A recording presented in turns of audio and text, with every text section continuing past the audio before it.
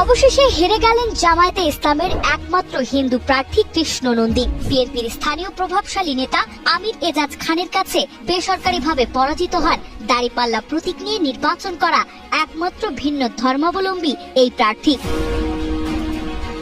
জামায়াতে ইসলামের প্রার্থী হিসেবে খুলনা 1 আসন থেকে কৃষ্ণ নন্দীর মনোনয়ন রাজনৈতিক মহলে আলোচনা সৃষ্টি করলেও ভোটারদের বাস্তব চাহিদা, এলাকার জটিল সমস্যা এবং প্রতিদ্বন্দ্বীদের শক্তিশালী প্রচারণার কারণে তিনি জয়ী হতে পারেননি বলে মনে করেন অনেকেই।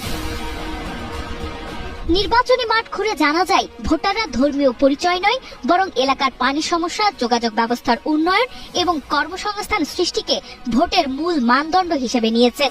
এই কারণে মুসলমান এবং হিন্দু ভোটারদের মিশ্র প্রতিক্রিয়ায় তার পরাজয়ের কারণ হিসেবে বিবেচিত হচ্ছে।